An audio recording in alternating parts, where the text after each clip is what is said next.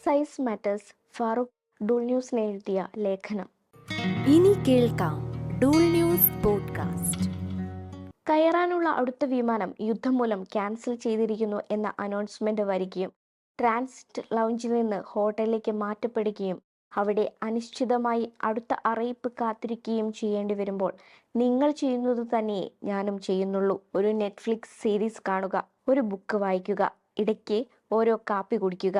The day of the ജക്കാൾ എന്ന പുതിയ series കാണുകയും മൊസാദിനെ പറ്റി എഴുതപ്പെട്ട റൈസ് ആൻഡ് കിൽ ഫസ്റ്റ് എന്ന പുസ്തകം വായിക്കുകയും ചെയ്തപ്പോൾ ഇത് തമ്മിൽ എന്താണ് വ്യത്യാസമെന്ന് ആലോചിച്ചിരിക്കുകയാണ് ഞാനിപ്പോൾ. നിങ്ങൾ ഇതുവരെ കണ്ടിട്ടില്ലെങ്കിൽ പറയാം. ദി ഡേ ഓഫ് ദി ജക്കാൾ എന്ന സീരീസ് 70കളിൽ അതേ പേരിൽ ഇറങ്ങിയ ഒരു ത്രില്ലർ സിനിമയുടെ പുനരാവിഷ്കാരമാണ്. ഒരു കൊലപാതകത്തിന് കരാർ ലഭിച്ച ഒരു കോൺട്രാക്ട് കില്ലറുടെ കഥയാണത്. ഇതിന്റെ ഒരു റീമേക്ക് മുമ്പ് മലയാളത്തിൽ ഇറങ്ങിയിട്ടുണ്ട്. ആഗസ്റ്റ് 1 എന്ന പേരിൽ. ക്യാപ്റ്റൻ രാജുവാണ് അതിലെ കോൺട്രാക്ട് കില്ലർ. കോൺട്രാക്ട് കില്ലർ എന്നതിനു പകരം പ്രൊഫഷണൽ കില്ലർ എന്ന വാക്കാണ് അതിൽ ഉപയോഗിക്കുന്നത്.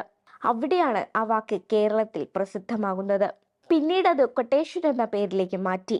ക്യാപ്റ്റൻ രാജു തന്നെ ഈ കഥാപാത്രത്തിന്റെ നർമ്മ ആവിഷ്കാരവുമായി പിന്നീട് നാടോടിക്കാറ്റിൽ വരുന്നുണ്ട്, പവനായി എന്ന പേരിൽ. കോൺട്രാക്ട് കില്ലേഴ്സ് അഥവാ പ്രൊഫഷണൽ കില്ലേഴ്സ്. ഒരാളെ കൊല്ലാനുള്ള കോൺട്രാക്ട് ഏറ്റെടുത്തു കഴിഞ്ഞാൽ പിന്നെ എന്ത് പ്രതിബന്ധമുണ്ടായാലും ആ ഇരയെ കൊന്നിരിക്കും എന്നതാണ് ഇത്തരം കഥാപാത്രങ്ങളെ പ്രസിദ്ധമാക്കിയത്. ഈ സിനിമകൾ കാണുന്നവർക്ക് പ്രൊഫഷണൽ കില്ലർമാരോട് വല്ലാത്തൊരാകർഷണം തോന്നും. അതുകൊണ്ടാണ് ആഗസ്റ്റ് 1 എന്ന സിനിമയിലെ ക്യാപ്റ്റൻ രാജുവിനെ മാത്രം എല്ലാവരും ഓർക്കുന്നത്. സത്യത്തിൽ ആ സിനിമയിലെ നായകൻ മമ്മൂട്ടിയാണ്. പക്ഷെ ഞാൻ വായിച്ചുകൊണ്ടിരിക്കുന്ന പുസ്തകം കഥയല്ല, ചരിത്രമാണ്. റൈസ് ആൻഡ് കിൽ ഫസ്റ്റ് എന്ന പുസ്തകം മൊസാദ് എന്ന ചാരസംഘടന നടത്തിയ കൊലപാതകങ്ങളുടെ ചരിത്രമാണ്. പ്രൊഫഷണൽ കില്ലർമാരുടെ അതേ രീതിയാണ് മൊസാദ് കില്ലർമാർക്ക്. ഒരിരയെ നിശ്ചയിക്കുന്നു, കൊല്ലാനുള്ള കോൺട്രാക്ട് എടുക്കുന്നു, എന്ത് വില കൊടുത്തും ആ ഇരയെ കൊല്ലുന്നു. മിക്കതും സിനിമകളെ വെല്ലുന്ന കൊലകളായിരിക്കും. കൊന്നുകഴിഞ്ഞാൽ പരമാവധി പബ്ലിസിറ്റി കിട്ടുകയും ചെയ്യും. അതുകൊണ്ട് തന്നെ എന്റെ ഒരുപാട് സുഹൃത്തുക്കൾ മൊസാദ് ഫാൻസ് ആണ്. മൊസാദിനെ പോലെയുള്ള കോൺട്രാക്ട് കില്ലർമാരുടെ ഒരു ടീമിനെ ഇന്ത്യയൊക്കെ ഉണ്ടാക്കിയെടുക്കണമെന്ന് മിക്കവർക്കും അഭിപ്രായമുണ്ട്. ഈ അടുത്ത് അവർ വമ്പൻ കൊലപാതക ഷോകൾ നടത്തുന്നത് ഇറാനിലാണ്. ഇസ്മായിൽ ഹനിയെ മുതൽ കഴിഞ്ഞയാഴ്ച കൊല്ലപ്പെട്ട ഇറാൻ മിലിറ്ററി കമാൻഡർമാർ വരെയുണ്ട്. 1 ഡസൻ ആണവ ശാസ്ത്രജ്ഞന്മാരെ കൊന്നു എന്നും പറയുന്നുണ്ട്. അത്രമാത്രം ആണവ ശാസ്ത്രജ്ഞർ ഒരുമിച്ചൊരു കോഫി ഷോപ്പിൽ ഇരിക്കുമോ എന്നൊന്നും അറിയില്ല. ഹാർവാർഡിൽ പോലും അത്രയും ശാസ്ത്രജ്ഞരെ ഒന്നിച്ചു കാണില്ല. ചിലപ്പോൾ ടെക്നീഷ്യന്മാരും അറ്റൻഡറും ഒക്കെ ആവും. ഈജിപ്തിലൊക്കെ ഡോക്ടറെയും കമോണ്ടറെയും നഴ്സിനെയും ഒക്കെ ഡോക്ടർ എന്ന് തന്നെയാണ് വിളിക്കുക. ഇറാനിൽ ചിലപ്പോൾ എല്ലാവരെയും ശാസ്ത്രജ്ഞർ എന്നാവും വിളിക്കുന്നത്. ഏതായാലും ഒരുപാട് പേരെ കൊല്ലുന്നുണ്ട് എന്ന കാര്യത്തിൽ തർക്കമില്ല. പുസ്തകത്തിലെ മിക്ക കഥയിലും മൊസാദ് കോൺട്രാക്ട് കില്ലിങ്ങിന്റെ മോഡസ് ഓപ്പറേണ്ടി ഇങ്ങനെയാണ്. മിക്ക മൊസാദ് ഏജന്റുമാരും അമേരിക്ക അല്ലെങ്കിൽ ഏതെങ്കിലും യൂറോപ്യൻ രാജ്യങ്ങളുടെ പാസ്പോർട്ടുമായാണ് സഞ്ചരിക്കുക. മൊസാദ് ഏജന്റുമാർ മാത്രമല്ല, മിക്ക ഇസ്രയേലുകാരും അങ്ങനെയാണ്. പാസ്പോർട്ട് അമേരിക്ക, കാനഡ അല്ലെങ്കിൽ ജർമ്മനി ഒക്കെ ആയിരിക്കും. അതിൽ തെറ്റുമില്ല.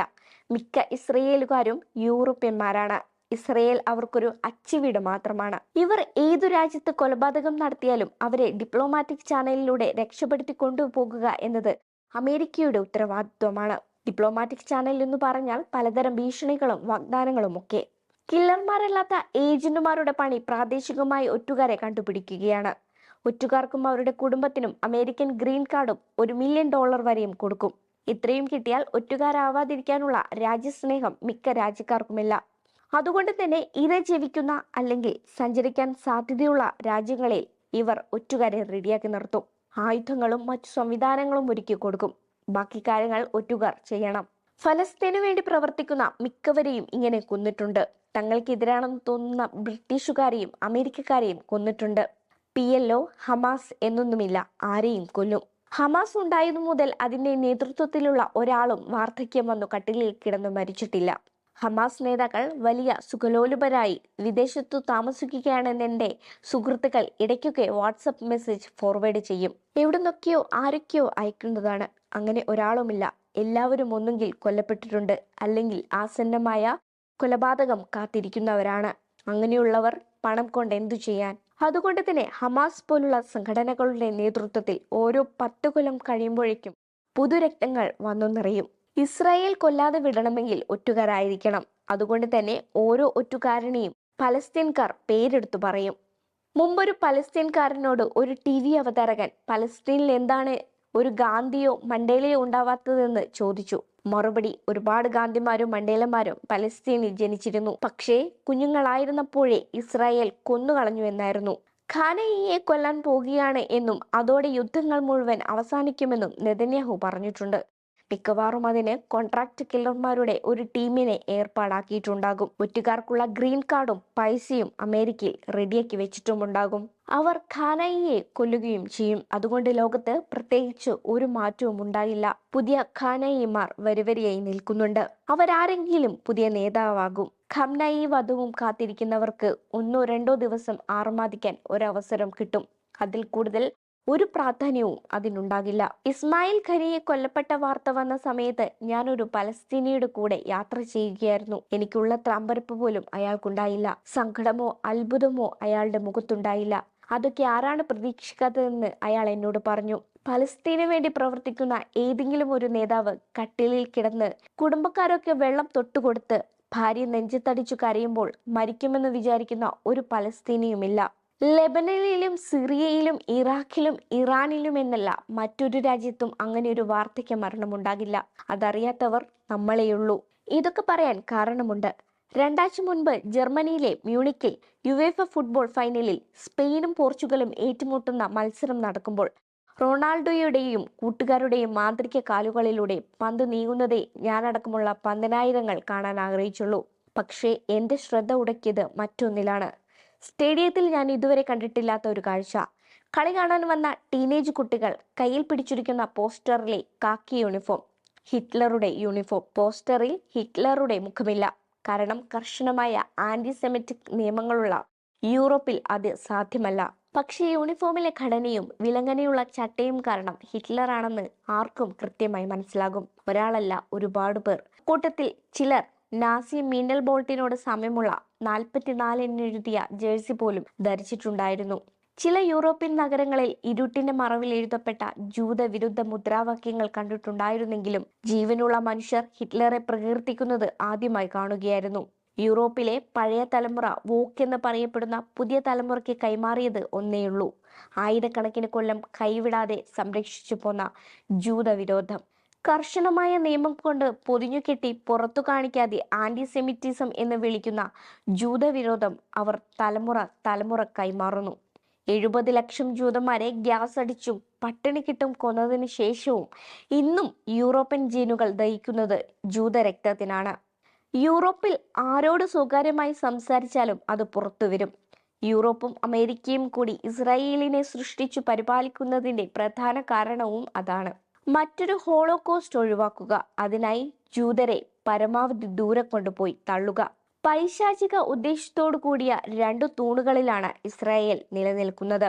ഒന്നാമത്തേത്, എല്ലാ ജൂതന്മാരെയും ജെറുസലേമിൽ അടിച്ചുകൂട്ടി മുഴുവൻ പേരെയും മതം മാറ്റുകയോ കൊല്ലുകയോ ചെയ്താലേ ക്രിസ്തുവിന്റെ 2ാം വരവ് സാധ്യമാകൂ എന്ന ഇവാഞ്ചലിക്കൽ വിശ്വാസം.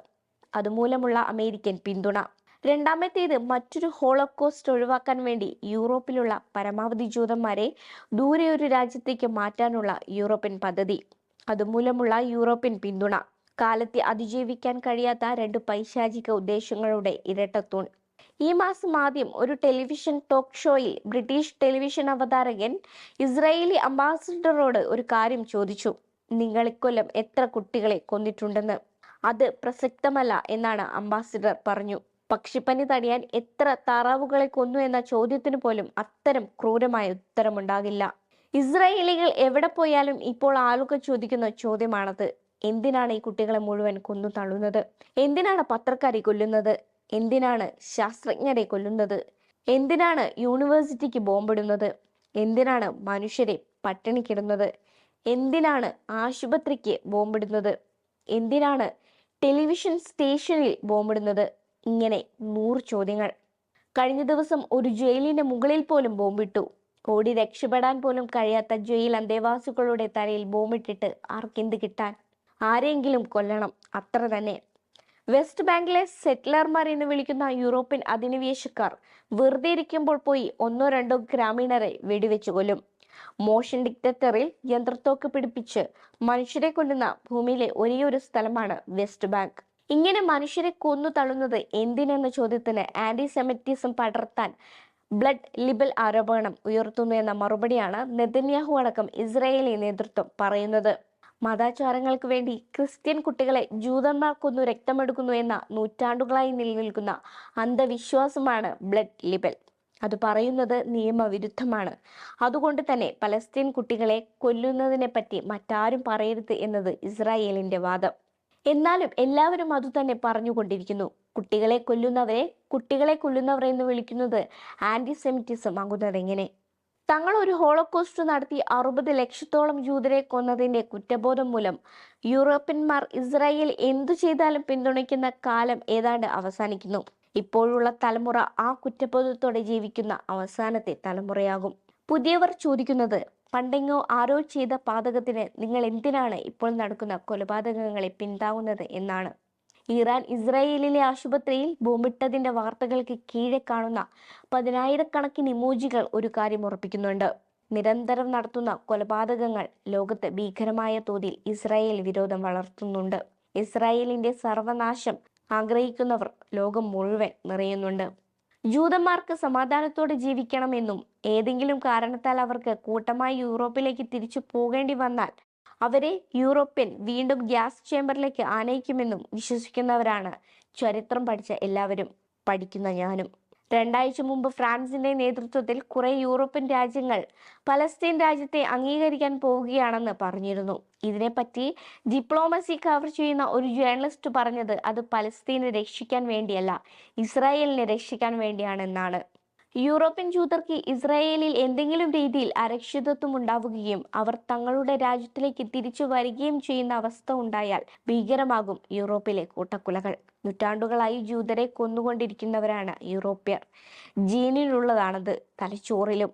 ആദ്യമായിട്ടാണെങ്കിലും ഒരു എലിയെ കാണുന്ന പൂച്ച എലിക്ക് നെരിച്ചാടും. യൂറോപ്പിലെ അടുത്ത തലമുറയ്ക്ക് ജൂതവിരോധം ഒട്ടും കുറഞ്ഞിട്ടില്ലെന്ന് അവരുടെ സോഷ്യൽ മീഡിയയിൽ ഒന്ന് കറങ്ങിയടിച്ചാൽ മനസ്സിലാകും. ജൂതർക്ക് താമസിക്കാൻ ഏറ്റവും നല്ലത് ഏഷ്യയാണ്. അതിൽ തന്നെ പലസ്തീൻ, ഇറാൻ, ഇന്ത്യ തുടങ്ങിയ രാജ്യങ്ങൾ. ജൂതവിരോധം രക്തത്തിൽ ഇല്ലാത്തവരാണ് നമ്മൾ. അവർക്കവിടെ സമാധാനത്തോടെ ജീവിക്കാൻ പലസ്തീൻ രാജ്യം ഉണ്ടാകണമെന്ന് ഫ്രാൻസും മറ്റു യൂറോപ്യൻ രാജ്യങ്ങളും ഇപ്പോൾ മനസ്സിലാക്കുന്നു. അതാണിപ്പോഴത്തെ പലസ്തീൻ സ്നേഹത്തിന്റെ കാരണം. അതേസമയത്ത് കൊന്നു തീർക്കലാണ് ഇസ്രായേലിന് നല്ലതെന്ന് ഇസ്രായേലിലെ വലതുപക്ഷവും കരുതുന്നു. ഇപ്പോൾ എണ്ണത്തിൽ കൂടുതലുള്ള പലസ്തീനികളിൽ പകുതി മുക്കാൽ പേരെയെങ്കിലും കൊല്ലുന്നതാണ് തങ്ങളുടെ സുരക്ഷിതത്വം എന്ന് വിശ്വസിക്കുന്നതാണവർ. ബാക്കിയുള്ളവരെ അമേരിക്ക കറുത്തവരെ സ്നേഹിക്കുന്ന പോലെ സ്നേഹിക്കാം. ഈ ചിന്താഗതിക്കാരുടെ എണ്ണം കൂടി വരികയാണ്. അടുത്തിടെ ഇസ്രായേലി പത്രം ഹാരറ്റ്സ് നടത്തിയ സർവേയിൽ 82% ജൂത ഇസ്രായേലികൾ വംശഹത്യക്ക് അനുകൂലമാണെന്നാണ് കണ്ടെത്തിയത്. ഇത്തരം സർവേകളെ അധികം ഞാൻ വിശ്വസിക്കാറില്ല. ഒരു സൂചനയ്ക്ക് പറഞ്ഞെന്നേ ഉള്ളൂ. നമ്മൾ ബോംബേറുകളുടെ മോഡൽ നമ്പറും യുറേനിയത്തിന്റെ സാന്ദ്രതയും A-35 ഫ്യൂവൽ ടാങ്കിന്റെ കപ്പാസിറ്റിയും ചർച്ച ചെയ്ത് യുദ്ധം ആസ്വദിക്കുമ്പോൾ സാധാരണ പലസ്തീനികളുടെയും ഇസ്രായേലികളുടെയും കണക്കുകൂട്ടലുകൾ ഇങ്ങനെയാണ്. ഇസ്രായേൽ ഉൾപ്പെടെയുള്ള വിശാല പലസ്തീനിൽ ഏകദേശം 8 മില്യൺ പലസ്തീനികളുണ്ട്. ചുറ്റുമുള്ള രാജ്യങ്ങളിൽ അഭയാർത്ഥികളായി വേറൊരു 6 മില്യണും. ഇസ്രായേലികൾ പ്രധാനമായും യൂറോപ്പ്, അമേരിക്ക, റഷ്യ എന്നിവിടങ്ങളിൽ നിന്ന് വന്നവർ അടക്കം 7 മില്യൺ ഉണ്ട്. ഏകദേശം ഇരട്ടിയോളമുള്ള പലസ്തീനികളുടെ നടുവിൽ അധികകാലം പിടിച്ചു നിൽക്കാൻ കഴിയില്ല എന്ന് ഇസ്രായേലുകൾ കരുതുന്നു. വംശശുദ്ധീകരണം അഥവാ കൂട്ടക്കൊലപാതകങ്ങളാണ് ഇവർ കാണുന്ന പോംവഴി. അതാണ് നേരത്തെ പറഞ്ഞ സർവേ സൂചിപ്പിക്കുന്നത്. 1ഉം 2ഉം നെക്ബകളിൽ പരമാവധി പലസ്തീനികളെ തുരത്തി. പക്ഷേ അവർ തൊട്ടയൽപ്പക്കങ്ങളിൽ ഏതു സമയവും തിരിച്ചു കയറാൻ തയ്യാറായി നിൽക്കുന്നു. മറ്റൊരു നക്ബയാണ് ഇസ്രായേലി സ്വപ്നം. അത് നടക്കുന്നില്ല എന്നതാണ് അവരുടെ നിരാശ.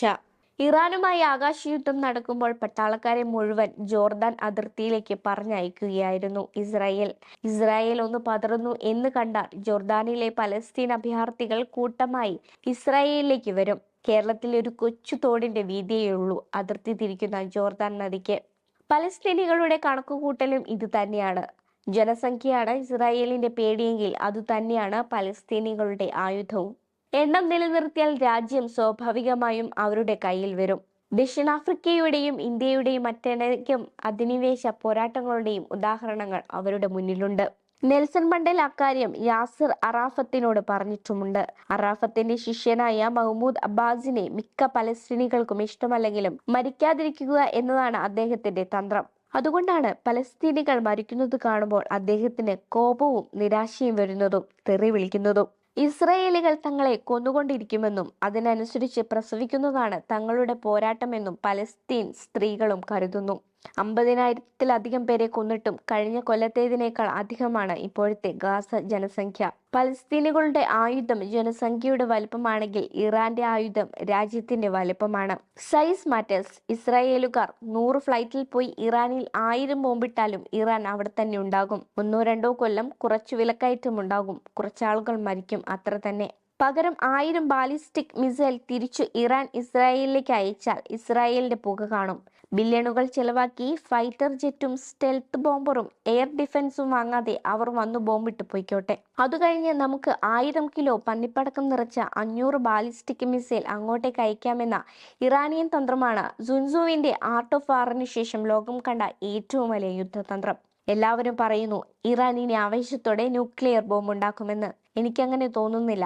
കാശെന്തിന് വെറുതെ കളയണം. എന്റെ ഒരുപാട് സുഹൃത്തുക്കൾ നെതന്യാഹുവിന്റെ ആരാധകരാണ്. ചിലരൊക്കെ അയാളുടെ ഫോട്ടോ പ്രൊഫൈൽ പിക്ചർ ആക്കിയിട്ടുമുണ്ട്. ഇസ്രായേൽ ഇതിനു മുൻപും യുദ്ധം ചെയ്തിട്ടുണ്ട്. 1-2 പ്രാവശ്യം തോറ്റിട്ടുണ്ടെങ്കിലും അജയ്യർ എന്ന പേരുണ്ട്. കാരണം യുദ്ധങ്ങളൊക്കെ നടന്നത് ഇസ്രായേലിന്റെ പുറത്താണ്. പക്ഷേ നെതന്യാഹുവിന്റെ കാലത്താണ് ഇസ്രായേൽ കരമാർഗം ആക്രമിക്കപ്പെടുന്നത്, പിന്നീട് ആകാശമാർഗവും. പക്ഷെ മറ്റൊന്നുമല്ല നെതന്യാഹുവിന്റെ കാലത്തെ ഏറ്റവും വലിയ പരാജയം. യൂറോപ്പിലെയും രാജ്യത്തിലെയും അടക്കം ലോകത്തിലെ മൊത്തം യുവാക്കളും ഇസ്രായേലിന്റെ ഒരു കൊലയാളി കൂട്ടമായി കാണാൻ തുടങ്ങി എന്നതാണ്. മധ്യവയസ്സ് കഴിഞ്ഞവർക്കേ ഇപ്പോൾ ഇസ്രായേൽ സ്നേഹമുള്ളൂ. ഗ്ലോബൽ ഇൻതിഫാഹ ആഹ്വാനം ചെയ്ത 32-കാരൻ ന്യൂയോർക്ക് പ്രൈമറി വൻ ഭൂരിപക്ഷത്തോടെ ജയിച്ചതും വലതു പാർട്ടിയായ റിപ്പബ്ലിക്കൻസ് ഇസ്രായേലിനെ സഹായിക്കുന്നതിനെ എതിർത്ത് നടത്തുന്ന പ്രതിരോധവും കാണണം. എങ്ങനെയെങ്കിലും ഇതൊന്ന് തലയിൽ നിന്ന് ഇറക്കി വെക്കണമെന്ന് ഒറ്റ ആഗ്രഹത്തിലാണ് യൂറോപ്പ്. ദിവസവും അവിടെ ചർച്ചയിലാണ്. പലസ്തീൻ വിഷയത്തിൽ ഞാൻ ആദ്യമായി എഴുതുന്നത് ഒക്ടോബർ 7 ആക്രമണത്തിന്റെ ഏകദേശം 1 വർഷം മുൻപായിരുന്നു. അന്ന് ഇസ്രായേൽ അജയ്യരായിരുന്നു. അതുകൊണ്ട് തന്നെ ഏതെങ്കിലും ഒരു കാലം 50-100 വർഷങ്ങൾക്ക് ശേഷം അധിനിവേശം അവസാനിക്കുമെന്ന ആഗ്രഹമായിരുന്നു പങ്കുവെച്ചത്. പിന്നീട് എഴുതുമ്പോൾ ഇസ്രായേലിന്റെ കരയതിർത്തി വിഭേദിക്കപ്പെട്ടിട്ടുണ്ടായിരുന്നു. അന്ന് ഞാൻ എഴുതിയത് പലസ്തീൻ പിറക്കാൻ ഇനി അധിക കാലമില്ല എന്നായിരുന്നു. മൂന്നാമത്തെ ഈ എഴുത്ത് എഴുതുമ്പോൾ ഇസ്രായേലിന്റെ ആകാശ അതിർത്തികളും ഭേദിക്കപ്പെട്ടിരിക്കുന്നു. ഇടതും വലതും നിന്ന് കാക്കേണ്ടവർ ക്രമേണ അപ്രത്യക്ഷരാകുന്നു. കുറച്ചു വർഷങ്ങൾക്ക് ശേഷം ഈ ഹോട്ടലിലേക്ക് തിരിച്ചു വന്നാൽ അതേ ജനലിലൂടെ ഈസ്റ്റ് ജെറുസലേം തലസ്ഥാനമായ ഒരു പലസ്തീൻ രാജ്യം കാണാൻ കഴിയുമെന്ന് ഇന്നെനിക്ക് തോന്നുന്നു. എന്നെപ്പോലെ നിരവധി പേർ അത് കാണുന്നുണ്ട്. പ്രൊഫഷണൽ കില്ലർമാർ ഹീറോകളാണെന്ന് വിചാരിക്കുന്ന ശക്തർക്കേ അതിജീവിക്കാൻ അവകാശമുള്ളൂ എന്ന് കരുതുന്ന സോഷ്യൽ ഡാർവിനിസ്റ്റുകൾ ഒഴികെ മറ്റെല്ലാവരും.